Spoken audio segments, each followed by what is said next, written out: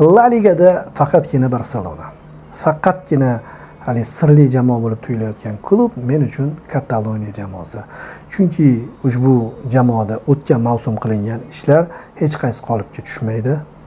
Esingizda bor, bu yaqinda sodir bo'ldi.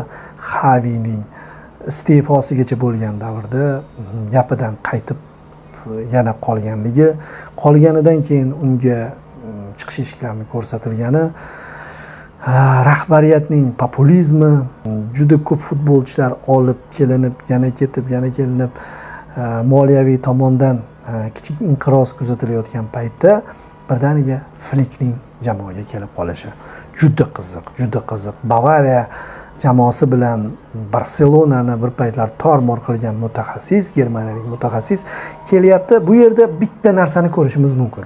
Men shunaqa tushundimki, bu ish Laportaning shaxsiy ishi. Ya'ni Xaviga boshida ishonib turib, Xavini o'zi olib kelib, Xavi bilan 2-3 yilni o'tkazib, keyin Xavi qiyin paytda matbuot anjumanida Roy Ross men ketaman, bo'ldi mavsumning oxirida bo'lmayman deb yuborgandan so'ng unga rosa yalinganlarini ham samimiy deb tushunaman. Ammo oxiriga kelib turib birdan fikri qaytib qolgani, uni bilmaganmiz o'sha payt fikri qaytib qolgan. Flick bilan kelishuvi aniq bo'lgan va Flickni ichida baribir tanlovga munosabati bo'lib turgan. Oldindan Laporta Germaniya futbolini qadrlashini, Germaniya futboli tarafdori ekanligini aytib kelgan. Keyin Laportada o'tmish kompleksi bor. Biz bilamiz, bir paytlari jamoa puzzllari bir-biriga zo'r kelib qolgan paytda Laporta prezident bo'lgan. O'sha Messining chiqib kelgan paytlari, Tiki-takaning dunyoni buzib tashlagan paytlari, shuningdek Pep Guardiolaning dastlabki mavsumlari. Ana shu davrda jamoa rahbari kim bo'lgan? Juan Laporta bo'lgan. Laporta ana shu davrni qaytaradi deb o'ylagan muxlislar o'zi asli xato qilishadi. Chunki bu davr faqatgina Laportaning davri emas. Laportaning foizi bor qanaqadir. U Guardiolaga ishonganligi muhim pallada boshqa va Guardiola ish berib ketgan, Guardiolaning o'yini o'xshab ketgan va bu yog'iga Barselona to'xtatib qolish qiyin bo'lgan. Bu bir bo'ldi.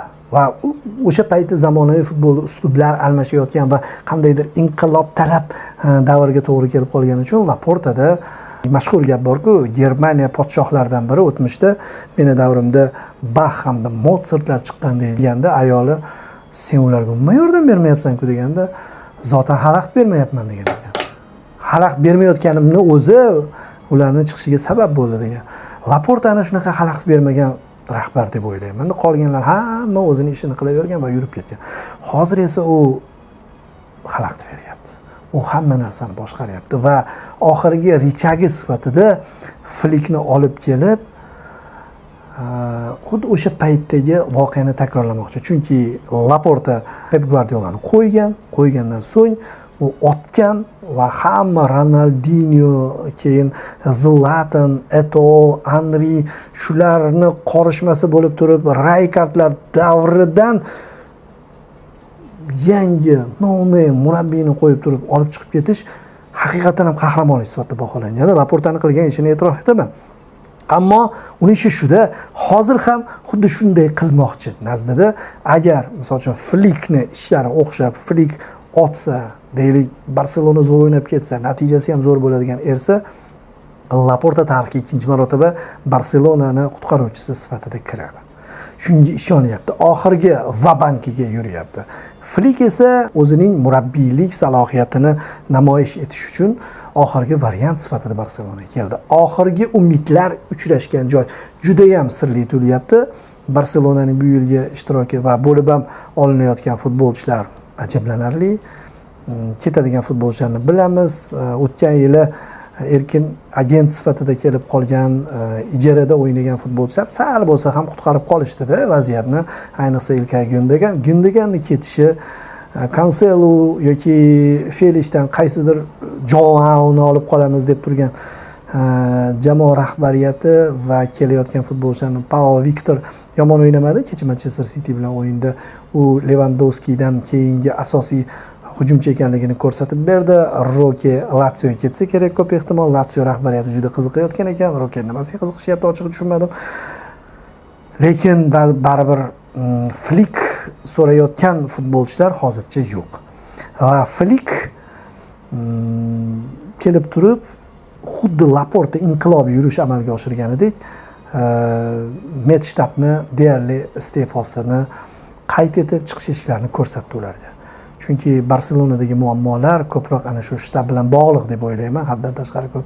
Endi aslida juda ham Barselonaga bog'liq emas. Misol uchun Ispaniya qonunlari bo'yicha futbolchilar baribir yosh iqtidorli chiqib keladigan futbolchilar Ispaniya terma jamoasiga, Ispaniya Olimpiya terma jamoasiga berilishi kerak-da. Agar berilmasa choralar qo'llanadi. Unaqa juda ham ixtiyordan. Shuning uchun Pedri sindi, shuning uchun Gavi Ispaniya terma jamoasida muammolarga duch keldi.